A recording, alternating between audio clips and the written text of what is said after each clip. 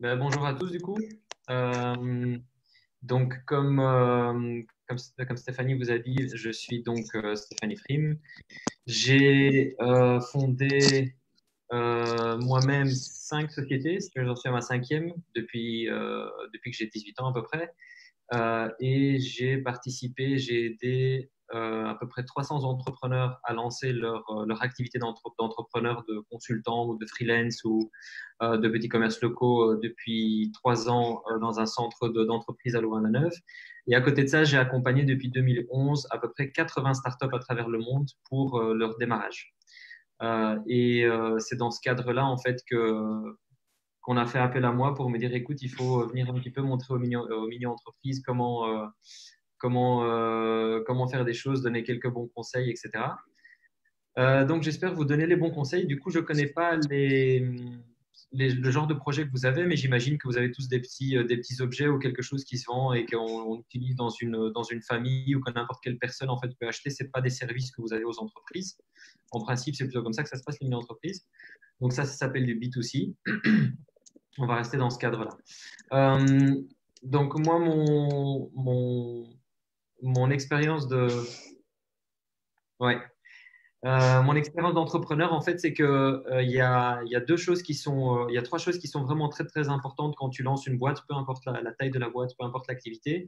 C'est qu'il faut très bien s'occuper des ventes. Ah oui, ça va. Des gourdes, des tote bags, des lampes, des pulls, des boobs. Ah, des bobs. J'ai une société savon. Ok, je vois. Ouais, donc, c'est des trucs pour monsieur et madame tout le monde. Super.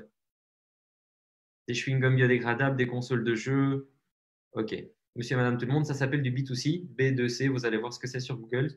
Et le contraire, ça s'appelle B2B, B2B. Ça, c'est quand on vend de société à société. Ici, vous vendez pour monsieur et madame tout le monde. Donc, on est bien dans le bon cas. Et c'est bien, vous êtes actif. Si jamais pendant que j'explique, vous voyez des questions, n'hésitez pas à les poser. Et comme ça, je peux directement m'interrompre et les répondre, pour leur répondre ou bien les laisser pour la fin.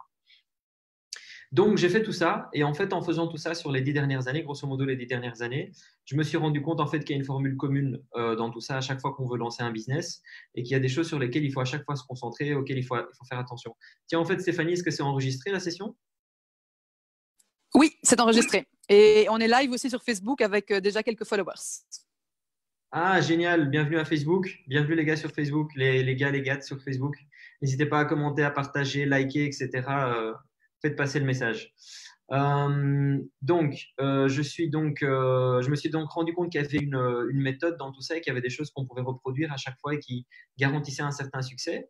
Et donc de ça, en fait, j'en ai créé une méthodologie. J'ai pris le temps de travailler dessus, d'en faire une méthodologie et j'en ai fait une agence.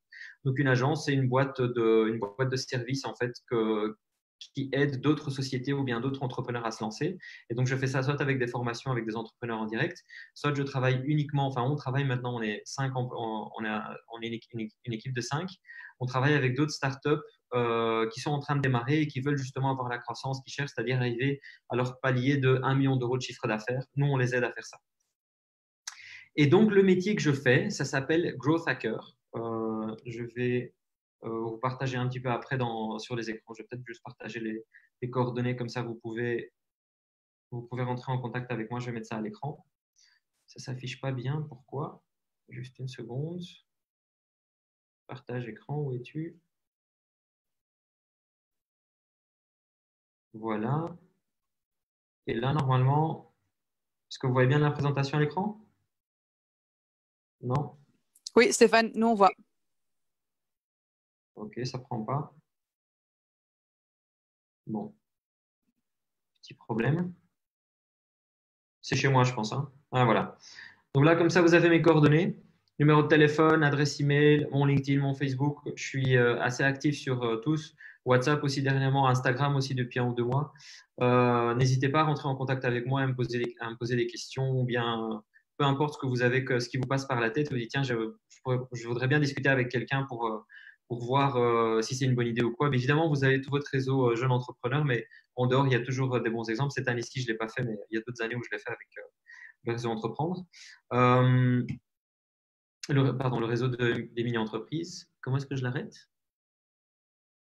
Stop share. Voilà. Ce qui est important de comprendre, le métier qu'on fait aujourd'hui n'existait pas il y a 5 ou 6 ans, non, il y a un peu plus, à peu près 7-8 ans. Ça s'appelle Growth Hacker. Et Growth Hacker, c'est le principe d'utiliser tout un tas d'outils qui soient gratuits ou payants de manière à accélérer la croissance et accélérer les ventes dans un premier temps. Et donc, tout ça pour en venir où? Quand vous lancez une boîte, dans ma méthode, il y a trois trucs qui sont très importants. S'occuper des ventes, donc s'assurer qu'un maximum de personnes sachent que vous existez, sachent que votre produit existe et que le message que vous leur délivrez soit le plus clair possible pour qu'ils comprennent ce qu'ils peuvent acheter chez vous. Donc, il ne faut pas être flou. Au contraire, plus on prend un angle bien précis, on dit voilà, on fait des savons écologiques ou bien on fait je ne sais plus ce que j'ai vu, etc. De bien dire pourquoi en fait vous avez fait ça et pourquoi les gens devraient l'acheter chez vous et pas chez quelqu'un d'autre. Donc, réfléchissez à ça et mettez ça en avant.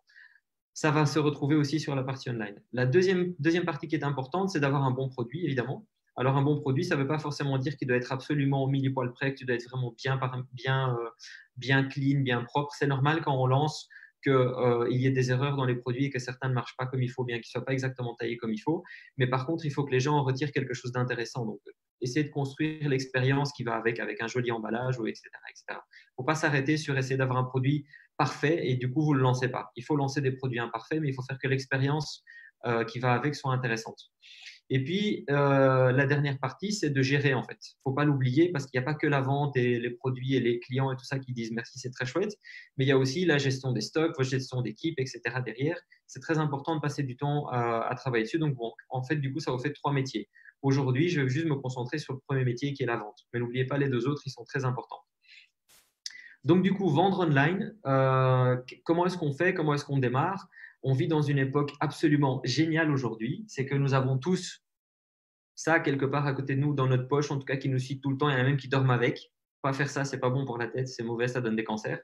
On a tout ça avec nous. Donc, du coup, ça veut dire que on peut utiliser ça non seulement pour envoyer son message au monde, mais aussi ça veut dire que les gens le reçoivent directement et qu'on est très facilement dans leur poche ou très facilement ils reçoivent une notification avec les choses qu'on fait. Et donc, je dis bien il faut, je n'aime pas dire il faut parce que c'est chiant d'imposer des trucs aux gens, mais il faut utiliser le maximum tous les outils qui vous sont à disposition. Et aujourd'hui, en Belgique, faites grande attention à ce qu'on voit sur YouTube et les articles, etc. On vous dit, il y a plein d'exemples qui marchent d'Instagram et de YouTube et tout ce que vous voulez. Les États-Unis et les articles qu'on voit pour les États-Unis ne s'appliquent pas en Belgique. J'ai travaillé avec les Américains, ça ne fonctionne pas du tout pareil. J'ai été là-bas aussi. On a une autre approche, on a une autre culture et on a une autre mentalité par rapport à ça. Donc, il ne faut pas toujours prendre exactement pour argent comptant ce qu'on lit dans ces articles américains. Je crois que Stéphanie a travaillé aussi aux États-Unis, donc elle peut aussi très clairement vous dire que la différence est flagrante pour certaines choses. Je pense que ce n'est pas pour rien qu'elle est revenue. Ce qui marche en Belgique aujourd'hui, dans le B2C, dans le secteur dans lequel vous êtes, c'est Facebook, c'est Instagram et c'est YouTube. Ça, c'est les grands canaux en fait qui fonctionnent à aujourd'hui en français pour du B2C. Facebook, pourquoi? Parce qu'en fait, les gens qui achètent principalement votre produit, bah, ce sont des gens qui ne sont pas à l'école comme vous, ce sont des gens qui ont leur vie active, qui ont leur vie professionnelle, etc. Et ces gens-là qui ont maintenant 25, 30 ans, etc., qui sont vos acheteurs, ben, ils passent leur temps sur Facebook. Tous les chiffres le montrent et dès qu'on lance des campagnes sur Facebook, ça marche super bien parce que les gens sont dessus. Ensuite, en deuxième lieu, il y a Instagram.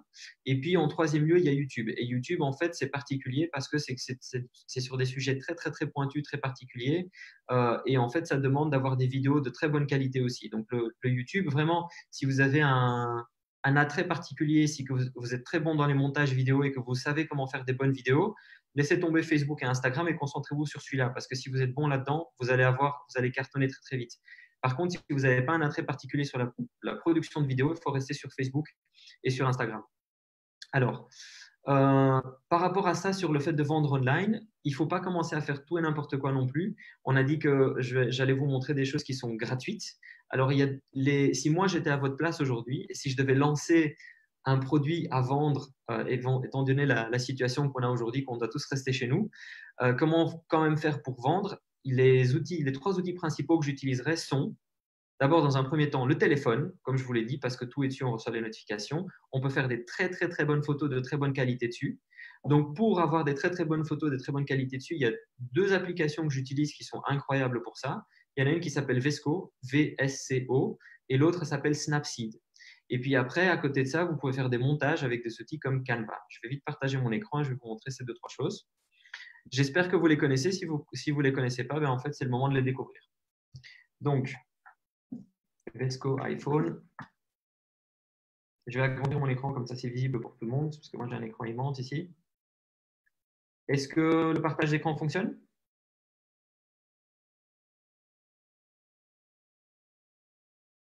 OK.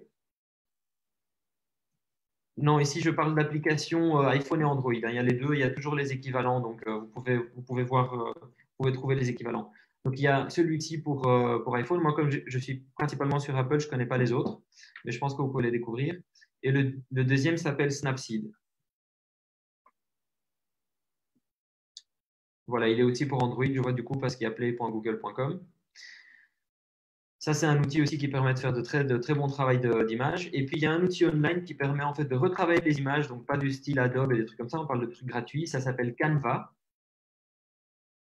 Je vais l'agrandir ici. Voilà, vous avez tous bien noté. Ça, c'est trois outils principaux. C'est le turfu, ça veut dire quoi, c'est le turfu? C'est le futur. Ouais, c'est génial, absolument. Et puis, un autre outil que je vous conseille, qui est gratuit et qui est super utile pour gérer ce que vous faites, ça s'appelle Google Docs. Si vous le connaissez, tant mieux. Et s'il y en a d'entre vous qui se disent, mais enfin, c'est quoi ce conseil à deux balles? Tout le monde connaît Google Docs. Non, tout le monde ne connaît pas Google Docs. Malheureusement, il m'oblige de me connecter. Je ne peux pas faire ça.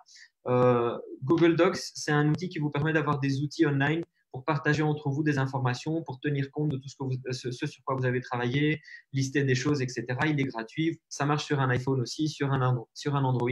Ça, ce seraient les 4 outils que j'utiliserais. Oui, Word, non, pas Word. Faut pas utiliser Word. C'est pas le futur. Ça c'est le passé. Il faut oublier ça. Ça devrait plus exister. On devrait l'interdire, Word. Dis Stéphane, on a une Euh, question intéressante sur les questions-réponses de Virgile qui demande Dis-moi. Est-ce que Vesco est équivalent à Lightroom mobile? Oui, Lightroom est mieux. Tout à fait. On remplace Word par Google Docs. Ouais, bloc-notes de Windows non plus. C'est pas un bon plan. Allez dans le futur, effectivement, travaillez aujourd'hui, allez vous faire un compte Google Docs et allez regarder les tutoriels sur YouTube pour voir comment ça fonctionne. Ça, c'est le genre d'outils qui vont vous donner en fait une capacité de gestion et de production et de collaboration entre vous, de coopération qui est absolument incroyable. Voilà, ça c'est la base. Ensuite, une fois que vous avez fait ça, ben, il faut commencer en fait à partager. Et avant d'aller vous montrer les 2-3 exemples que j'ai en tête, je veux juste vous expliquer un peu la raison pourquoi en fait on fait ça et comment en fait dans quel état d'esprit se mettre avant de partager des choses parce qu'il ne faut pas partager tout et n'importe quoi. Donc, si j'ai pris ici dans le cadre, dans les exemples que je vais vous montrer, j'ai pris l'exemple d'une entrepreneur, je crois que c'était il y a 2 ans qui est venue dans le programme de formation d'entrepreneur. Et elle, son envie, c'était de vendre des vêtements online. Et donc, de son envie de vendre ses vêtements online, elle s'est dit, oui, mais j'ai absolument besoin d'un e-commerce, je n'ai pas mon branding, je n'ai pas des bonnes photos, je ne sais pas quel prix je dois mettre, j'ai un tout petit stock, j'ai que 40 pièces pour démarrer, comment est-ce que je fais pour démarrer? Et donc, en fait, il y avait plein de questions qui l'écrasaient, en fait, et elle n'osait pas démarrer. Et quand on a commencé à discuter Mais tu n'as pas besoin de traitement de texte en docs. Je ne sais pas qui pose la question. Pour juste de la gestion, docs, c'est super pratique. Vous écrivez pas des essais, des trucs comme ça. Bon, je reviens à mon exemple avec l'entrepreneur. Elle était écrasée par toutes les choses à faire pour se dire il faut que j'ai un branding parfait, faut que tout soit prêt. Et en fait, en discutant, on s'est rendu compte que la seule chose qui la bloquait, c'était qu'elle ne savait pas comment mettre ses vêtements en avant et qu'est-ce qu'elle demandait aux gens. Et c'est très difficile quand on est impliqué dedans, et je me rends compte aussi moi-même dans mon propre business, d'aller exactement à l'essentiel de ce qui compte. Et la solution pour faire ça, c'est de demander autour de vous. N'oubliez pas d'utiliser votre réseau, de leur demander, voilà, je suis en train de vendre ça, qu'est-ce que je devrais mettre en avant, qu'est-ce que tu trouves que ce produit est en avant. Et plus vous avez ces échanges avec ces gens qui ne sont pas impliqués dans votre business et qui sont extérieurs à votre activité, plus vous allez voir que la réponse, en fait, elle est évidente et facile, elle était toujours devant vous, mais vous juste, vous ne la voyez pas parce que vous avez envie de tout bien faire. C'est une attitude normale. Prenez le temps d'aller discuter avec les autres et de leur poser des questions là-dessus. Et donc, dans son cas, en fait, qu'est-ce qu'elle nous expliquait? J'ai des vêtements, je veux les vendre. Et on lui dit, mais pourquoi est-ce que tu ne fais pas bêtement des photos de tes vêtements que tu veux vendre? tu mets le prix sur dessus et puis tu les partages déjà avec tes amis que tu connais et voir ce que ça donne. Peut-être que tu vas déjà avoir quelques ventes par là.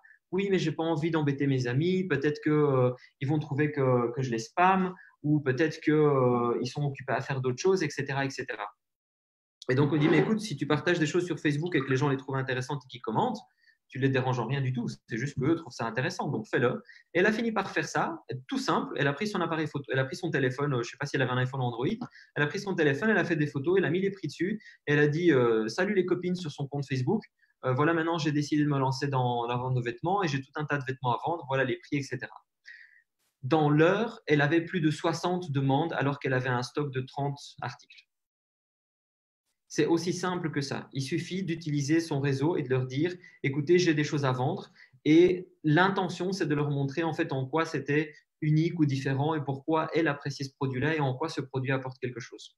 Et le faire juste une fois, c'était bien parce que du coup, ça lui a permis de démarrer, mais surtout, ce qui a fait qu'elle a pu, elle a pu le faire de manière récurrente, c'est qu'elle l'a fait fréquemment. Elle l'a fait toutes les 2 semaines, elle repostait un nouveau stock avec les nouveaux produits qu'elle avait, etc. Et les gens avaient pris pour habitude en fait de s'attendre, je crois que c'était tous les jeudis, qu'elle reposte des nouveaux articles et des choses à vendre qui étaient intéressants. Donc du coup, je vais vous montrer, est-ce que par rapport à ce que je viens d'expliquer, vous avez des questions? Posez-les pendant que je montre les exemples, je vais les lire.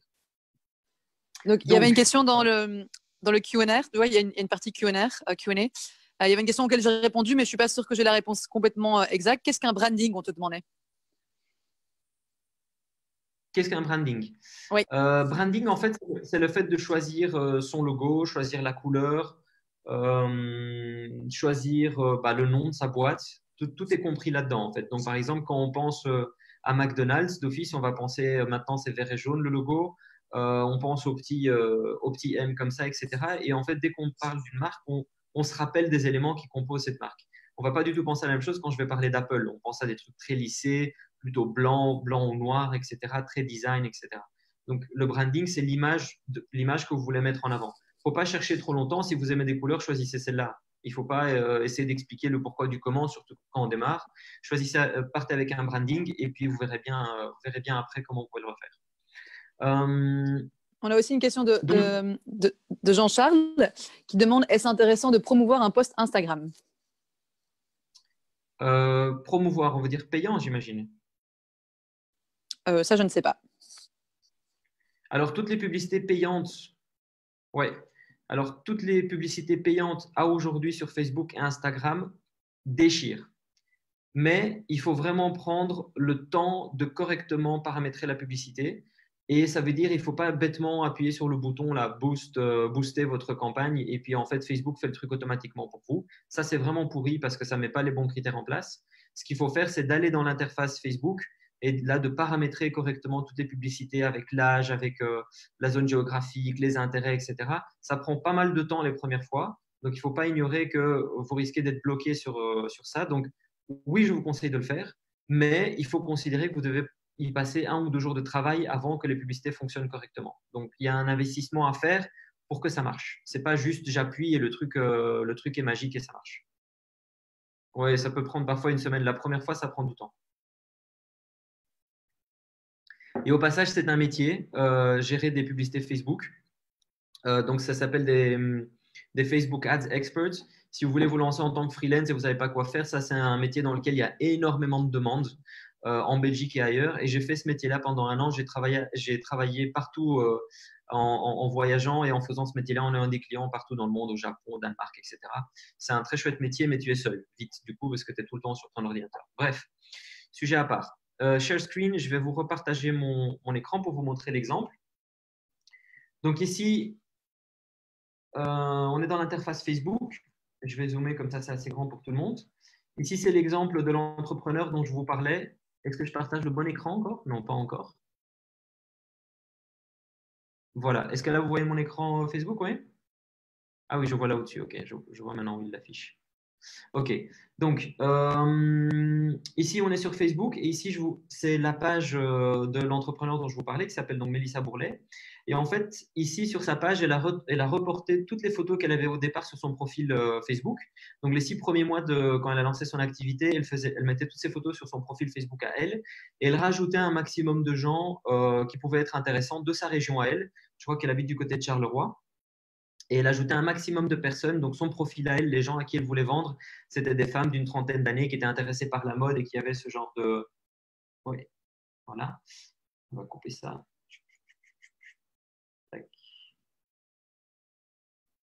Euh, Son profil, les gens à qui elle vendait, c'était des jeunes femmes entre 30, entre 25 et 40 ans, si je me souviens bien, très intéressées par la mode. Et donc, elle rajoutait en fait tout simplement des gens sur Facebook. Et puis, elle postait en fait tous les jeudis, ben encore, elle continue à faire le jeudi d'ailleurs. Tous les jeudis, elle postait ses nouveaux arrivages. Et puis après, une fois qu'elle a démarré ça, elle a fait sa page Facebook, elle a reporté toutes les photos ici. Et puis, elle a aujourd'hui un compte Instagram aussi qui marche. Donc, je vais vous montrer les deux. Donc, ce par quoi elle a démarré, parce que c'est ça qui est important et que j'ai envie de vous montrer aujourd'hui, c'est tout simplement, ça s'affiche, ça vient, c'est le nouveau Facebook, il est un peu lent. Voilà. Ici, la photo que vous voyez à l'écran, c'est le genre de photo et de format qu'elle utilise qu'elle a commencé à utiliser et qu'elle utilise encore aujourd'hui. C'est la photo du produit, le nom du produit et le prix. Et ce qui se passe, c'est que les gens en fait vont aller poser leurs questions et faire la demande de commande directement ici dans Messenger, qui s'était affiché au départ, ici. Et quand je travaillais avec elle et qu'on était en réunion, son Messenger sur son téléphone, ça bipait tout le temps. Parce que les gens demandaient, en fait, elle demandait à ce que les gens prennent commande et ils demandaient la taille, est-ce que c'était encore disponible, etc. Donc, elle avait tout le temps une interaction. Elle demandait tout le temps, ça demandait une interaction avec toutes les personnes avec lesquelles elle interagissait. Donc, du coup, les femmes qui achetaient avaient juste l'impression de parler à une autre copine qui leur donnait une information. Donc, ici, il y a aussi des trucs avec les tailles. Je pense que c'est lent à s'afficher Facebook. Voilà, ça, c'est un autre exemple. Et donc, elle ne fait que ça. Exemple simple. Alors maintenant que vous voyez ça, essayez de transposer ça à votre produit, parce que si par exemple vous avez un seul produit unique et vous n'avez pas 36 robes à présenter, imaginons, je ne sais pas, vous vendez une carafe d'eau, qu'est-ce que vous pouvez faire pour faire des versions différentes de photos qui présentent votre carafe d'eau différemment?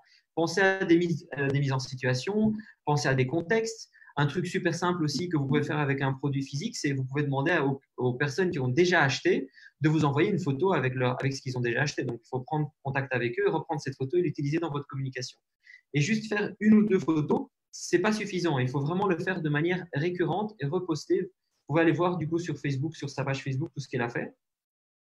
Et voilà, ce n'est pas un design de dingue, ce n'est pas des trucs qui sont recherchés, ça se ressent aussi voilà, il n'y a presque pas de design en fait, c'est ce qui fait qu'il y a un design. Aussi simple que ça, des explications. Et puis après, ce qu'elle fait aussi, c'est quand il y a des events, bon, quand on reviendra à l'époque où on pourra tous se revoir ensemble et se débarrasser de ce foutu virus, ben, elle poste tous les événements qui sont physiques, online. Donc, pas par exemple, je pense que c'était à Louvain-la-Neuve, je ne sais plus où exactement, voilà, à Lannes et toutes des choses comme ça, vous les postez. Et là, vous voyez, là, 7 partages, ça veut dire que les gens ont trouvé ça intéressant et qu'elle a fait des events aussi. Alors, est-ce qu'il y a des questions par rapport à ce que vous avez vu à Facebook? Je vais la laisser venir. Tiens, le Q&A ici, il faut que je réponde à ça, c'est ça? Oui, si tu cliques dessus, Stéphane, tu vas voir les questions dont je te parlais tout à l'heure. Donc ici, tu avais une question. Vous pensez que ça conviendrait aussi à des plus grandes quantités de ventes ou à un plus grand public?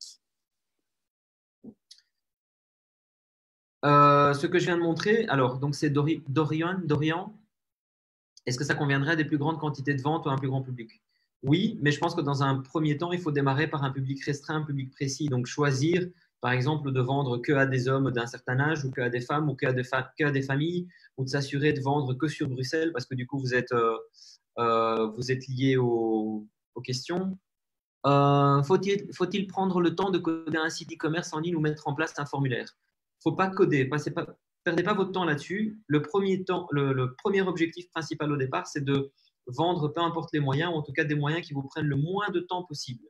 Et donc, si vous voulez vendre, il y a déjà des plateformes online qui existent du coup, mais qui ne sont pas gratuites, ça coûte 30 ou 40 euros par mois, où vous avez un e-commerce qui est déjà tout prêt. Passer 4-5 jours ou une semaine à se faire un site e-commerce, pour moi, ça n'a pas de sens. Si par contre tu es spécialisé là-dedans et que tu peux le faire en une heure, alors oui, donc Virgile. Donc, ça c'est bon. Quel est le meilleur moyen pour vendre facilement son produit en ligne? Je suis en train de l'expliquer, donc on va dire que c'est fait. Le growth hacking est-il lié au SEO de près ou de loin? Oui, il est lié au… Je n'ai pas donné la définition du growth hacking, effectivement, mais il est lié à ça. Est-ce que le nombre de likes est important? Non, le nombre de likes n'est pas important. Ce qui est important, c'est que les gens partagent. Donc, plus vous avez des gens qui partagent et plus vous avez des gens qui font des commentaires, plus vous allez avoir votre page en fait qui prend de l'ampleur. Et dans un premier temps, je vous déconseille d'ailleurs d'avoir une page parce que Facebook bloque les pages tant que vous ne mettez pas de l'argent et que vous faites de la publicité payante. Vous avez tout intérêt à utiliser… Vous avez tout intérêt à plutôt utiliser, donc c'est Malak Boisa qui pose la question. Vous avez tout intérêt à utiliser vos propres réseaux à vous, que ce soit Instagram, que ce soit Facebook, que ce soit TikTok. Vous utilisez ce que vous voulez, mais utilisez déjà votre réseau à vous pour vendre. Et puis, au fur et à mesure, faites agrandir ce réseau. Rajoutez des gens que vous ne connaissez pas, des gens qui peuvent être potentiellement intéressants. Je vais vous montrer comment trouver des gens intéressants. OK, donc ça, c'est done. Tu conseilles Shopify, WordPress ou Wix? Ça dépend, c'est Nadav qui te pose la question. Donc, Shopify, WordPress et Wix, ce sont des outils en fait d'e-commerce qui existent online. Les trois ont leurs avantages et leurs inconvénients. Si tu n'es pas du tout technique, va plutôt sur Shopify ou Wix. Si par contre tu as une compétence de développement et que tu t'y connais en fait, où tu vas apprendre à développer des sites web et à aller dans la technique derrière, va plutôt dans WordPress. Donc ça c'est bon. Donne. Comment faire quand on vend un service, en l'occurrence une application? Une application, ce n'est pas un service, c'est un produit. Si c'est une application, si c'est une application iOS ou n'importe quoi, là, je te conseille d'aller regarder Apple Store Optimization, ça s'appelle. Attends. Optimization. Non, Apple. Décidément, je tape de travers. Donc ça, c'est un métier qui s'appelle Apple Store Optimization. Il y a la même chose pour Google Store Optimization. Et là, en fait, tu as toutes les techniques en fait, pour comment vendre une application vite et bien. Comment faire pour promouvoir un service? LinkedIn. Il faut utiliser LinkedIn. Si vous allez sur LinkedIn, c'est le meilleur outil pour vendre. Donc, du coup, c'est B2B. Attends, c'est un service B2B ou c'est un service pour monsieur et madame tout le monde? Mao ou Maout, je ne sais pas, Thomasini. Mao. Un service via une application. OK. Je vais recontinuer mon explication. On reviendra au Q&A après, parce que je ne comprends pas bien la question.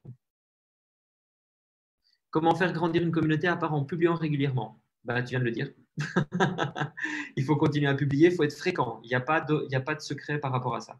Donc, du coup, à titre d'exemple, voici la page Facebook le compte Instagram de Mélissa, qu'elle utilise aussi pour vendre. Et alors, j'ai choisi spécifiquement cette photo parce que ça, c'est la photo en fait du produit qu'elle vend le plus. Et je voulais juste vous montrer comment on se rend compte que c'est un produit qui est beaucoup vendu. C'est tout simplement qu'au niveau des interactions, il y a 360 likes, donc c'est tout à fait au-dessus de la moyenne qu'elle a d'habitude. Et en fait, dans son message, dans son compte Instagram, quand elle reposte à chaque fois la photo de ce produit-là, directement, elle sait qu'elle va avoir des personnes qui font des demandes de commandes. Et on ne sait jamais en fait quelle est la photo qui va fonctionner. Mais par contre, si vous regardez la quantité de photos qu'elle publie, c'est très, très, très fréquent. Donc, le fait d'avoir une fréquence et puis d'avoir un style, donc là, son branding, c'est qu'elle a un filtre qu'elle utilise tout le temps. Elle utilise tout le temps le même fond. Elle met en avant aussi le fait qu'elle a sa famille, donc elle n'hésite pas juste à être normale et authentique et être une personne normale qu'on ait envie en fait d'interagir avec elle. Puis quand on continue avant l'arrivée de son dernier, là, vous avez de nouveau les mêmes genres de photos avec les produits. Et vous voyez qu'au niveau des likes, c'est quand même assez intéressant. Et donc, à aujourd'hui, j'ai pu en discuter avec elle. Elle vend aussi sur Instagram. Les deux fonctionnent, mais c'est quand même Facebook qui fonctionne le mieux. Ça dépend du coup de votre cible. C'est quoi nous faisons de l'acier écologique qu'on en fabrique nous-mêmes. Penses-tu que Etsy est une bonne plateforme? Il faut l'essayer, mais du coup, il faut livrer à l'étranger parce que Etsy pour la Belgique, ça ne marche pas très, très bien, Loïc. Et moi, j'achète en tout cas des produits mais je pense que je ne suis pas dans la moyenne des gens, la plupart des gens face à. Mais utiliser une plateforme externe, c'est une très bonne idée parce que tu dois t'occuper de rien. Tu mets juste ton truc en place, tu fais des bonnes vidéos, tu t'assures des bonnes photos, tu fais du bon contenu et tu t'assures de suivre ça. Faut-il mettre plein de… Attends, il a disparu là. Ah oui, comment est-ce que…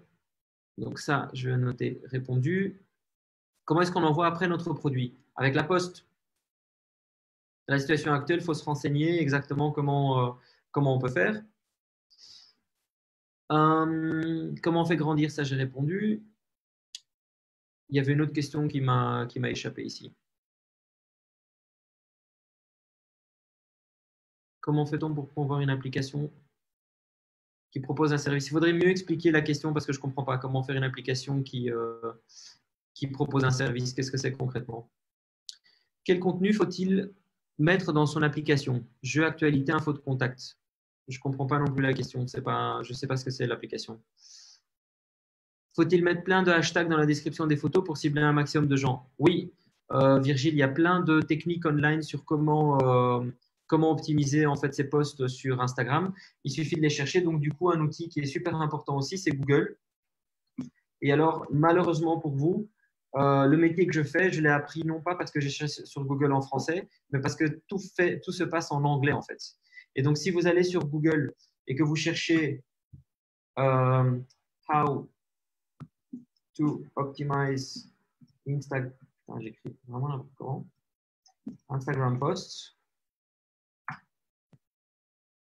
il y a plein d'articles. Donc là, je vois 9 millions de résultats. Il y a plein d'articles pour vous donner des bonnes informations sur comment le faire. Je vous donne cette information-là, c'est parce que c'est comme ça que j'ai appris aussi. Donc, et en plus, ça change. Tous les 2-3 mois, en fait, l'algorithme d'Instagram ou de Facebook vont changer, vont s'adapter. Vous devez suivre cette adaptation. Alors, la dernière partie que je vais vous expliquer, parce que je pense qu'il me reste que 5 minutes, il faut être actif sur les sites, poster plus régulièrement. Parfait, Galaxy A40, tu devrais mettre ton vrai nom du coup pour être correctement actif. Il faut effectivement être actif. Il faut se donner une fréquence. C'est comme le sport, quand on décide de faire du sport, il faut le faire tous les jours ou bien tous les 2 jours. Il faut correctement être fréquent et tous les lundis poster, tous les mercredis poster, tous les vendredis poster et continuer à être interactif avec tout le monde et à un moment donné, le truc décolle. Dropshipping, ouais, je ne vais pas donner mon avis dessus. Que pensez-vous? Ouais, donc ça, j'ai fait. OK. Pouvez-vous redire l'application que vous nous avez dite pour promouvoir les services? Je n'ai pas donné d'application pour promouvoir les services, je pense. Ou alors, je ne sais pas quelle question c'était. Thibaut de Clercq. Que penses-tu des logiciels payants tels qu'un InstaBoost ou Alfred qui s'abonne et like automatiquement pour faire grossir notre commu et combien d'hashtags par public? C'est Adrien qui demande ça. Ce sont des outils qui fonctionnent. Il faut apprendre à les utiliser et il ne faut pas se faire bloquer. Donc, c'est une bonne piste.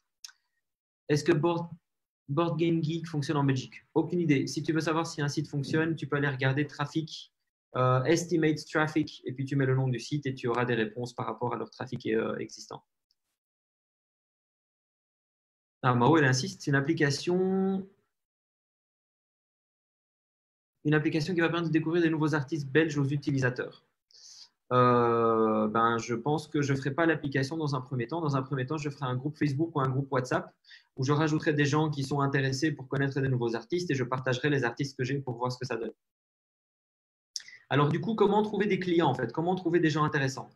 Il y a un hack qui marche super bien en Belgique aujourd'hui et que j'utilise et moi-même et pour la plupart de mes clients pour trouver en fait des gens qui sont intéressés. Imaginons vous vendez des bougies ou vous vendez tout ce qui est décor maison, etc.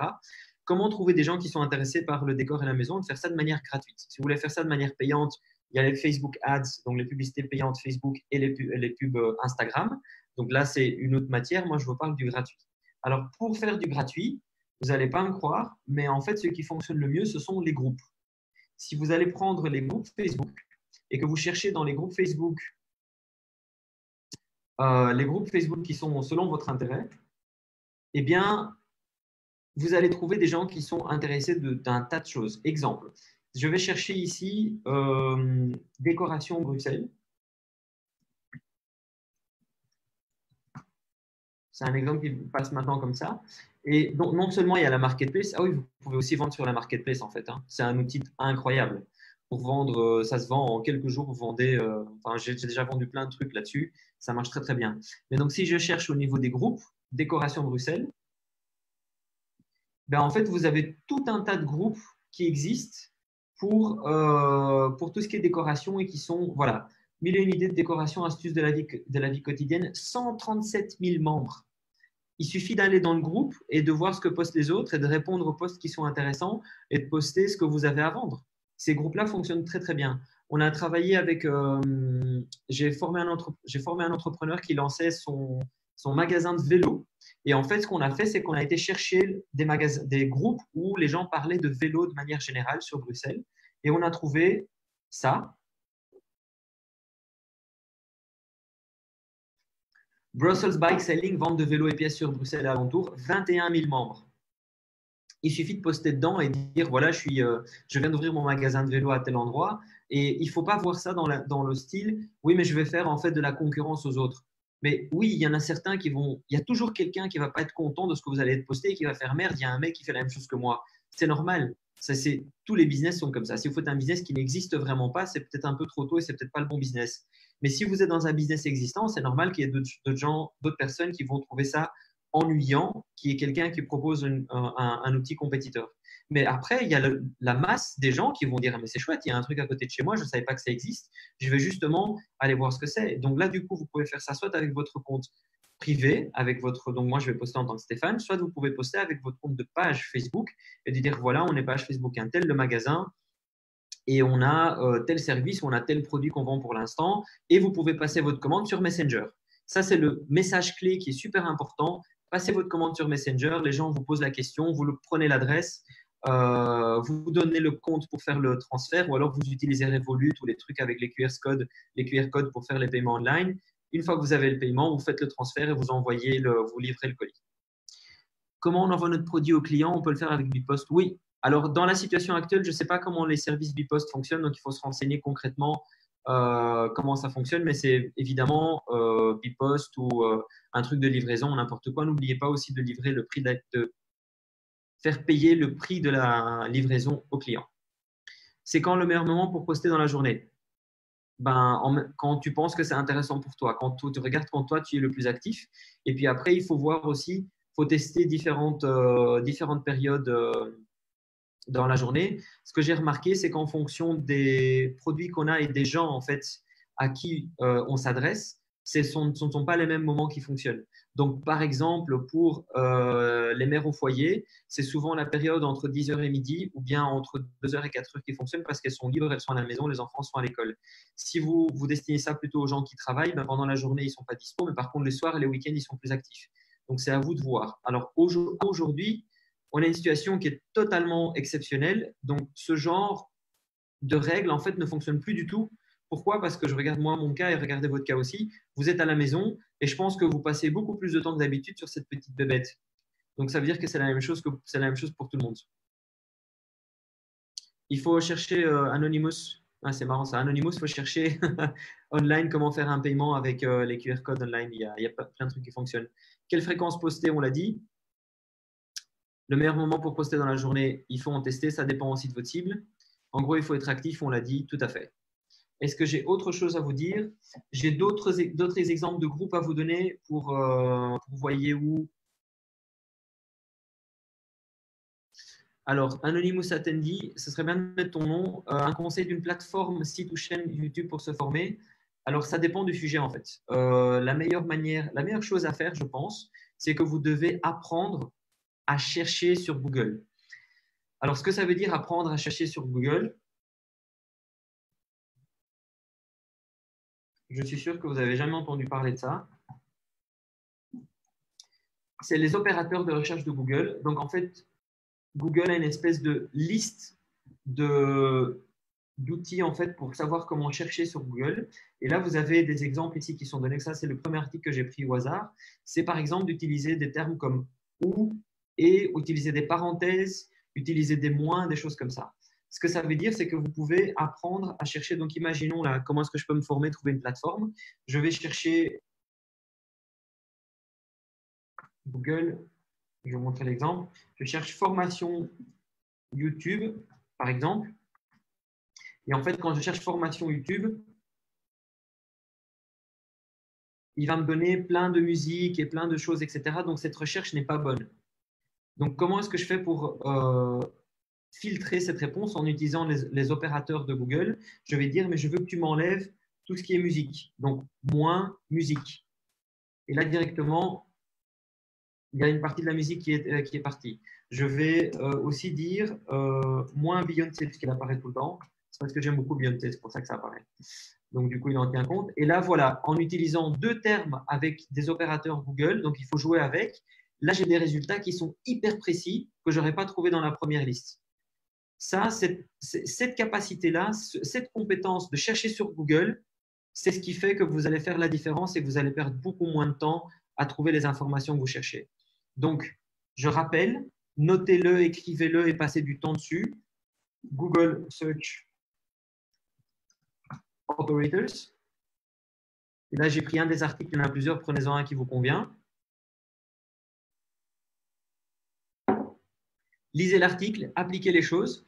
Et quand vous faites une recherche sur Google et que vous ne trouvez pas ce que vous cherchez, allez pas pester sur Google en disant il n'y a rien. Le problème, il vient de vous. Vous avez fait la mauvaise recherche.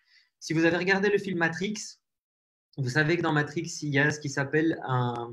Comment elle s'appelle Il y a une oracle. Et avec l'oracle, ce qui se passe, c'est que si on ne pose pas la bonne question, ben on a la mauvaise réponse. Google, c'est comme ça. Quand vous ne trouvez pas la réponse, ce n'est pas que la réponse n'existe pas, c'est sûr qu'elle existe, mais vous posez la mauvaise question. Donc ici, les conseils de plateformes de YouTube, etc., moi, ce que j'utilise, donc la première chose à faire, c'est d'apprendre à chercher pour ce que tu cherches concrètement à faire dans YouTube. Est-ce que tu veux apprendre comment faire une vidéo, apprendre comment monter une chaîne, ou est-ce que tu veux growth hacker ton YouTube? Je ne sais pas exactement ce que tu veux faire. Apprends d'abord à chercher ça. Et sinon, moi, ce que je fais sur YouTube, c'est que j'ai deux, trois gars que j'utilise qui sont très intéressants. Comment ils s'appellent déjà? Du coup, YouTube me les présente tout le temps. Merde, son nom ne me revient pas. Attends, ça va ressortir sûrement comme ça.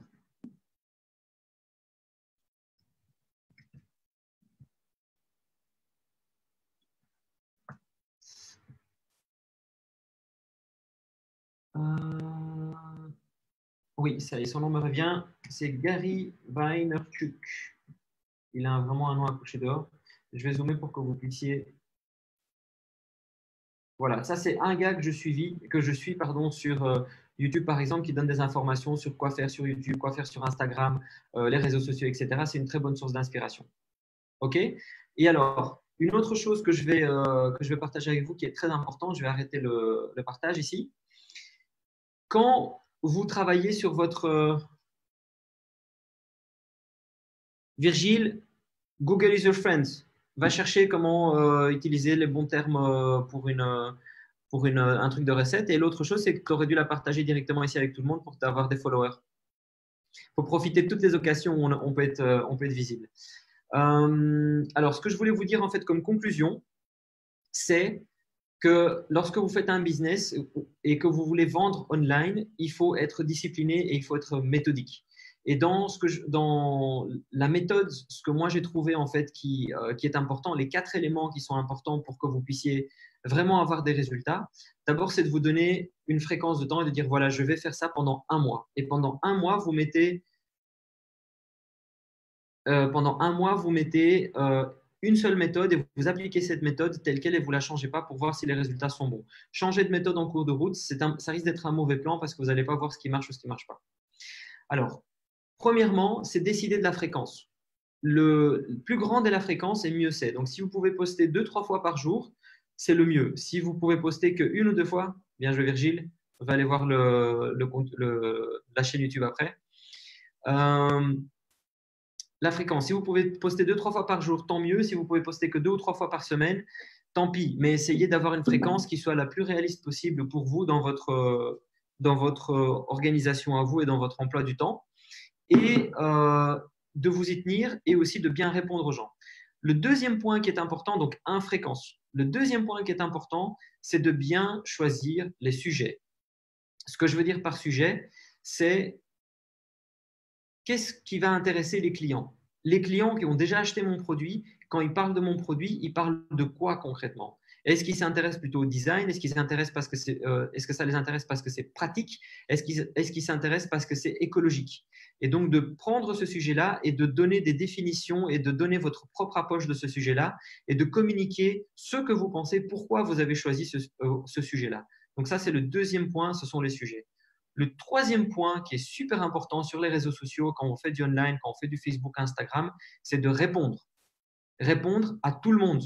Vous êtes petit, vous venez de commencer, vous n'avez pas beaucoup de followers, vous avez du temps, soyez poli avec tout le monde et remerciez-leur et donnez-leur des messages intéressants et ne dites pas juste merci, mais continuez la conversation avec eux. Tiens, c'est vachement cool ton outil. Continue à poser des questions, mais qu'est-ce que tu trouves de cool? Et comment est-ce que tu nous as découvert, etc. Et plus vous avez cette conversation qui se passe online, et mieux c'est. Répondre, très très important, donc c'est pour agrandir la communauté, fréquence et puis répondre à tout le monde, très très important. Et puis un dernier lieu, un truc qu'on vous apprend nulle part jamais, et en fait une fois qu'on commence à être dans un monde startup et qu'on fait du digital, c'est obligatoire, c'est de mesurer. C'est de mesurer et de prendre vos posts en fin de semaine, vous avez fait 7 posts, vous prenez un petit papier, vous prenez un Google Doc, vous mettez le premier post et à côté vous mettez j'ai eu autant de likes, j'ai eu autant de commentaires, j'ai eu autant de vues.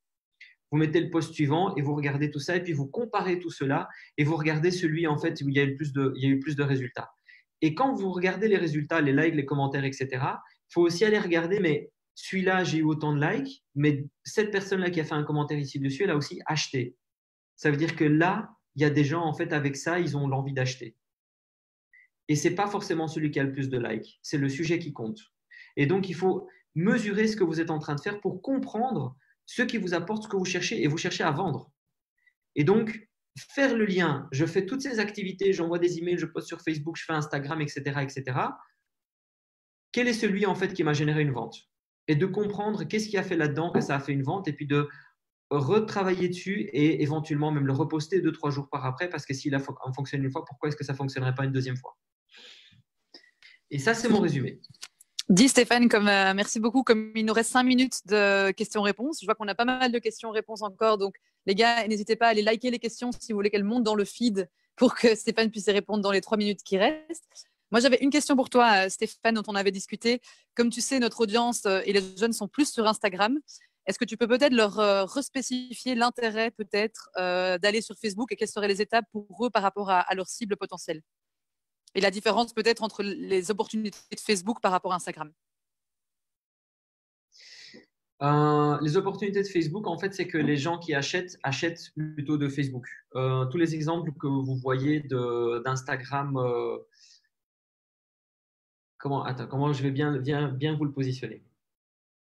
Les exemples d'Instagram où on voit des business qui fonctionnent ou bien des Instagrammeurs connus, etc., des Instagrammeurs, des Instagrammeuses, ils font de l'argent non pas dans la vente de produits, mais ils font de l'argent dans le placement de produits. Et le business model d'Instagram, il est effectivement fait pour avoir des publicités, que ces publicités emmènent vers un e-commerce. Mais l'achat sur Instagram ne se fait pas. Alors que dans Facebook, les gens achètent dans Facebook directement avec les publicités Facebook. Et donc, tout le modèle de Facebook dans son ensemble, puisque j'espère que vous savez qu'Instagram appartient à Facebook, et j'espère que vous savez que WhatsApp appartient aussi à Facebook, et qu'on donne toute la journée toutes nos données à Facebook, ils recroisent tout ça, et Facebook, dans tout ce qu'ils ont fait, ce qu'ils ont décidé, ils ont décidé de concentrer les gens qui achètent principalement sur Facebook, et c'est là, en fait, que les ventes se passent. Donc, en fait, c'est un peu comme dire, moi, j'ai envie de vendre mon produit, mais je veux vendre dans ma chambre, et je ne comprends pas pourquoi les gens ne viennent pas dans ma chambre. Mais parce qu'en fait, il faut aller là où les gens sont. Et les gens, ils achètent online à partir de Facebook. Ne me demandez pas pourquoi, je n'ai pas la raison. Mais quand on fait toutes les campagnes Facebook, et là, je ne l'ai peut-être pas expliqué, mais on a fait des campagnes pour différentes grosses boîtes et on avait des jours, des campagnes pour lesquelles on dépensait jusqu'à 20 000 euros par jour de publicité Facebook. Donc, j'ai vu des trucs marcher dans tous les sens. On a testé des trucs vraiment dans tous les sens. Et sur Instagram, les gens n'achètent pas. Je ne sais pas pourquoi, mais c'est comme ça aux États-Unis, c'est comme ça en Europe.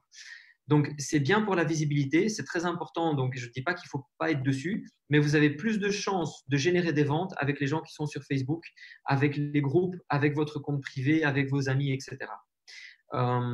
C'est la principale raison que je puisse vous donner aujourd'hui. Après, vous avez tout à fait le droit de me dire tu racontes n'importe quoi. Moi, je pense que c'est Instagram qui va marcher et de vous concentrer sur Instagram et de faire votre truc. Très bien, faites-le, mais prenez le temps de comparer avec ce que vous allez faire aussi sur Facebook et prenez le temps de discuter entre vous et de voir avec les autres mini-entreprises comment ça fonctionne sur Facebook versus Instagram. Je suis quasi sûr que vous allez avoir beaucoup plus de résultats avec Facebook, ne serait-ce qu'avec les groupes. Je pense que j'ai répondu, Stéphanie.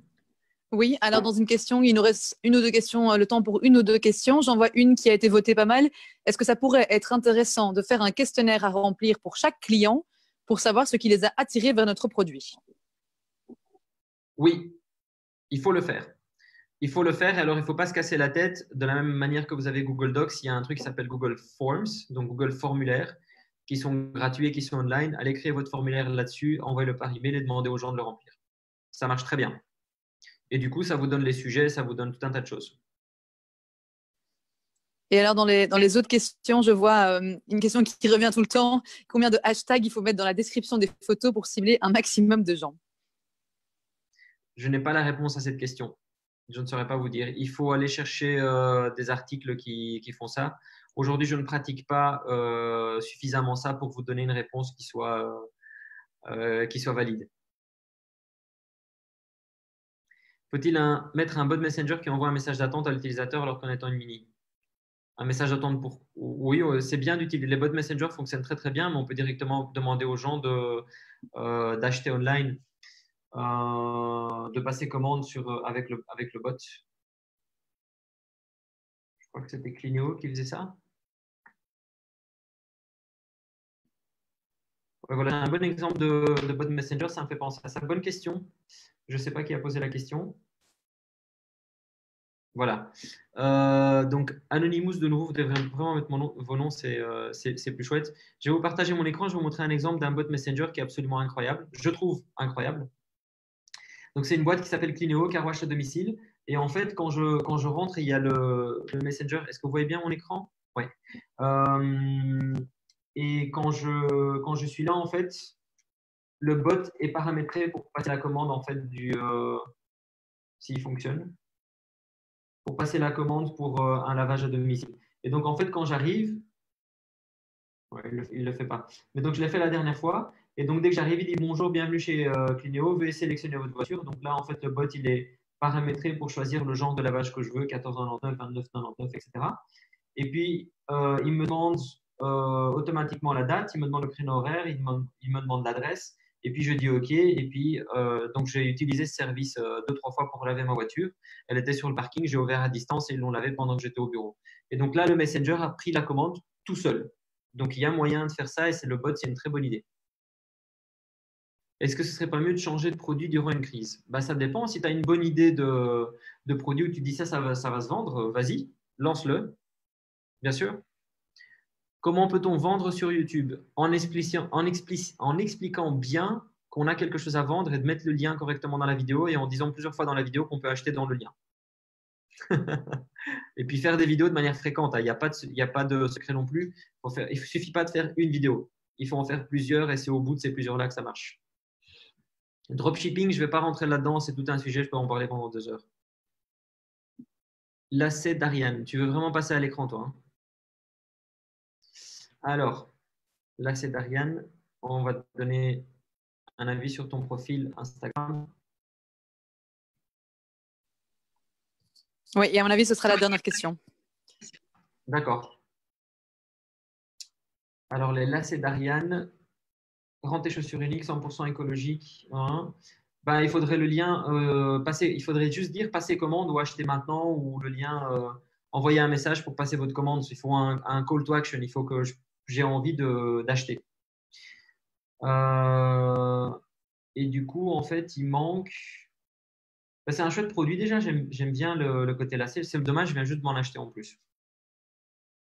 Il y a pas mal de likes et tout, c'est bien. Nos lacets sont de toutes les couleurs car chacun est différent, super. C'est informatif, mais il y a pas l'appel d'achat. Commandez le vôtre. Passez votre commande. Je ne sais pas, il faut que vous pensiez à quelque chose comme ça pour qu'on ait envie d'acheter. Et puis de mettre le prix aussi, hein. Comme je l'ai montré avec Mélissa, elle mettait le prix sur ses. Je crois que je l'ai encore ici. Ouais, je ne l'ai plus. Euh, avec Mélissa, il faut mettre le prix dessus pour qu'on sache combien ça coûte et comment on peut passer commande. On peut juste passer commande sur Messenger. Les photos d'équipe aussi sont chouettes. Enfin, c'est chouette d'avoir des photos. C'est chouette d'avoir des photos d'équipe, de voir qui est derrière. Ça, c'est vraiment quelque chose qui est important. Il y a un certain style parce qu'à chaque fois les polices sont les mêmes. Voilà. Continuez à faire ça. Ça m'a l'air plutôt bien. Continuez à le faire et je vois pas ce que je pourrais dire d'autre. Il faudrait demander aussi aux autres. Et alors, Stéphane, on a une demande pour la fin, avant que je clôture cette réunion. Est-ce que tu pourrais du coup résumer les outils que tu as mentionnés aujourd'hui pour que tout le monde puisse en prendre note et les conseils, le résumé des conseils? Donc, je sais pas comment se prononce le nom de cette boîte. Moi, j'appelle ça Vesco. Attends, je vais juste changer ça ici. Hop. Comme ça, je peux vous le dire. Donc, en résumé, téléphone, iPhone, Android, peu importe pour faire des photos et faire un maximum de photos. Une application comme celle-ci, pas forcément celle-ci, mais une application comme celle-ci sur iOS ou Android.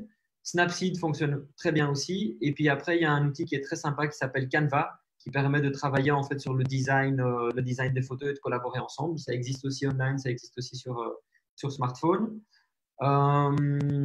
Et puis, n'oubliez pas Google Docs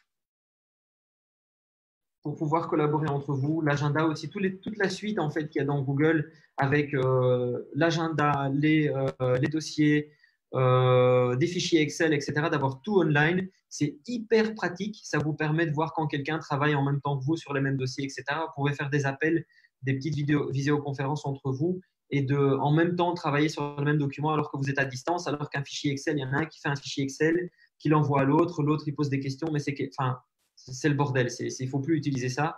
Un outil comme Google Docs, il y en a d'autres. Hein. Il n'y a pas que Google Docs, mais je vous conseille celui-là parce que c'est le plus facile et il est gratuit. Ça, c'est la base pour moi. Et puis, votre compte Facebook, votre compte Instagram, votre compte TikTok, WhatsApp, peu importe, prenez le canal qui vous intéresse et communiquez dessus de manière fréquente.